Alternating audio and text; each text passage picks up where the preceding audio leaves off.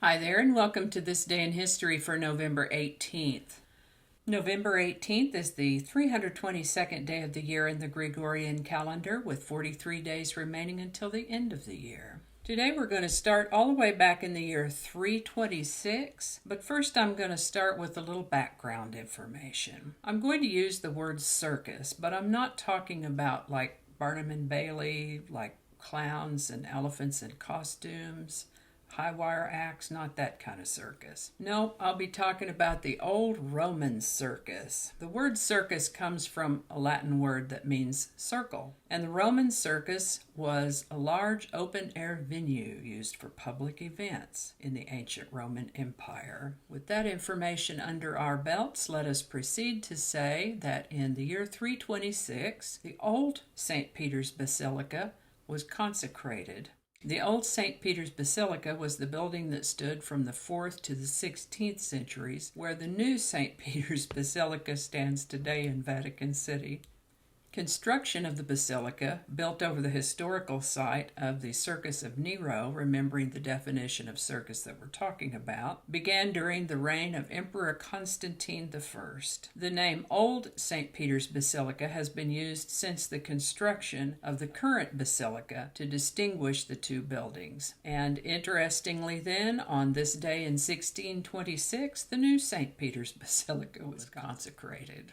In 1863, Lincoln travels to Gettysburg. He got on a train to Gettysburg, fixing to go deliver a short speech at the dedication of a cemetery of soldiers killed during the battle there from July 1st to July 3rd of 1863. Of course, the address he gives in Gettysburg turns out to be one of the most famous speeches in American history, and I've put a link in the show notes to an article about the Gettysburg Address if you'd like to learn more about it. In 1865, Mark Twain's short story, The Celebrated Jumping Frog of Calaveras County, was published in the New York Saturday Press. This was his first great success as a writer and brought him national attention. In 1872, Susan B. Anthony and 14 other women were arrested for voting illegally in the United States presidential election of 1872. Now, we talked about this the other day. You know, in those days it was illegal for women to vote, and of course they wanted to, so they would try it anyway. And apparently some of them were able to, but they got arrested for it because it wasn't legal yet. In 1883, railroads created the first time zones. At exactly noon on this day, November 18th of 1883, American and Canadian railroads began using 4 continental time zones to end the confusion of dealing with thousands of local times. This bold move was emblematic of the power shared by the railroad companies. On this date in 1908, American actress, comedian, and singer Imogene Coca was born. What a pip! I've included a link to a video of her work in the show notes. She died in 2001 at the age of 92, so I guess the health food restaurant worked pretty well for her. See the video so you'll know what I'm talking about. In 1909, American singer, songwriter, and producer, and co-founder of Capitol Records, Johnny Mercer, was born in Savannah, Georgia, on this date in 1909. Many of the songs Mercer wrote and performed were among the most popular hits of the time, including Moon River, Days of Wine and Roses, Autumn Leaves, and Hooray for Hollywood. Hooray for Hollywood. He wrote the lyrics to more than 1,500 songs, including compositions for movies and Broadway shows. Very interesting story behind Johnny Mercer, so I've placed a link in the show notes to some more information about him. He died in 1976 at the age of 66.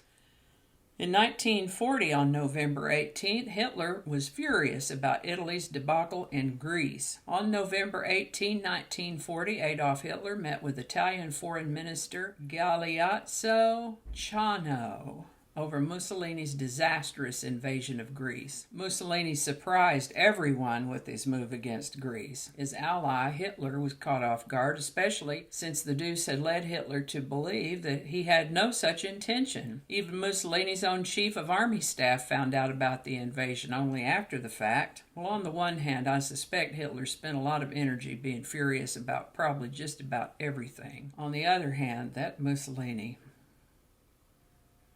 He made a lot of brazen and poor decisions based on his own pride and hubris. What a crazy mess that guy was. Hitler considered leaving the Italians to fight their own way out of that mess, possibly even making peace with the Greeks as a way of forestalling an Allied intervention, but Germany would eventually invade in April 1941, adding Greece to its list of conquests. Seems Hitler had some pride and hubris of his own, and I don't think anybody's surprised at that. Oh, in 1963, the first push-button telephone went into service. Before that, for anyone too young to know, phones had rotary dials. For any of those such folks, I've included a link to a video of a rotary phone in use. The one in the video is red, but most of us growing up had phones that were black. In 1966, the LA Dodgers ace pitcher, not a picture, a pitcher,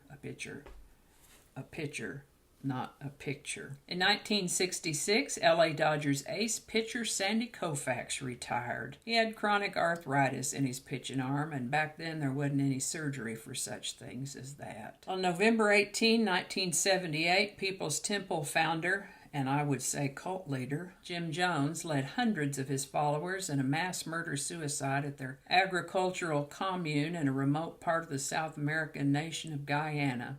Many of Jones's followers willingly ingested a poison-laced punch, while others were forced to do so at gunpoint. The final death toll at Jonestown that day was 909. That's a lot of people. And a third of those who perished were children. This incident, by the way, is where we get the phrase, drink the Kool-Aid, or drank the Kool-Aid, or someone's drinking the Kool-Aid, or has drunk the Kool-Aid. And it refers to somebody believing or promoting or swallowing an idea or ideas that seem preposterous and outrageous. In 1987, Congress issued a final report on the Iran-Contra scandal. In 1991, a fellow named Terry Waite was released after a 4-year kidnapping in Lebanon. He was a special envoy of the Archbishop of Canterbury and had secured the release of missionaries detained in Iran after the Islamic Revolution. He also extracted British hostages from Libya and even succeeded in releasing American hostages from Lebanon in 1986. A total of 10 captives were released through Waite's efforts before Shiite Muslims seized him during a return mission to Beirut on January 20th of 1987. He was held captive for more than 4 years before he was finally released. In 1993, the North American Free Trade Agreement was approved by the House of Representatives. That's the thing called NAFTA. You ever hear people talking about NAFTA? That's what they're talking about. 1996, oh my goodness. A high-profile expert on exotic birds was sentenced for smuggling parrots. Tony Silva, a world-renowned expert and outspoken protector of exotic birds, was sentenced to 7 years in prison without parole for leading an illegal parrot smuggling operation. November 18, 1999, 12 people died in a bonfire at Texas A&M University. Well, but it wasn't exactly a fire yet. Here's the story. For nearly a century, students at Texas A&M University in College Station, Texas, have created a massive bonfire, self-proclaimed to be the world's largest, before their school's annual football game against their arch-rival, University of Texas. And to be clear, it was not actually a fire just yet. You know how you gather up sticks and logs to build a fire? Well, that's what they were doing, was building a stack of wood that they were going to burn as the bonfire. They had built this one about 59 feet tall. And if you think about it, one floor of a house is about 10 feet tall. So this would have been about as tall as a 5-story house. Commercial buildings usually have taller floors, so it probably would have been more like a 3 or 4-story building of an office building.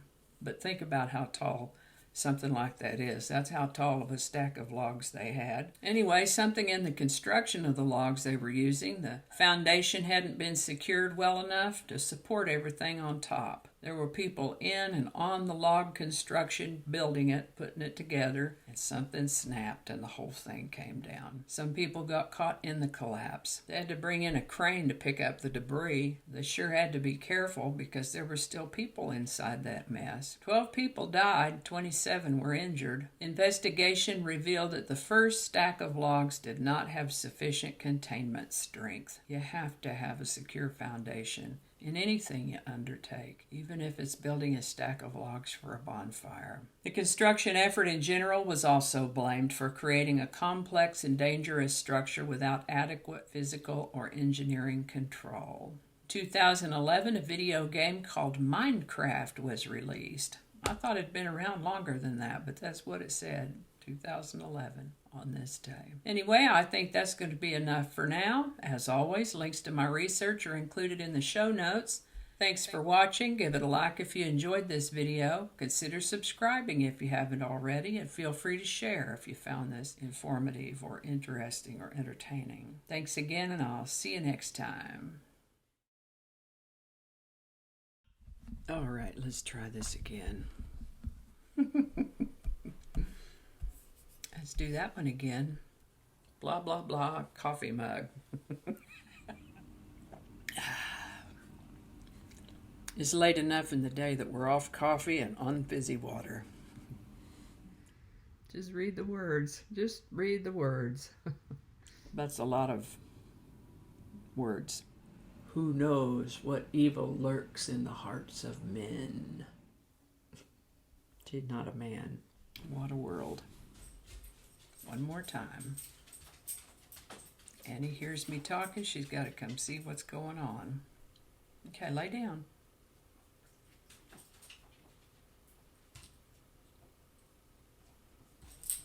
That's a good girl. Good girl. Sure would be nice if I could ever read one of these in its entirety without having to start anything over. That would be awesome.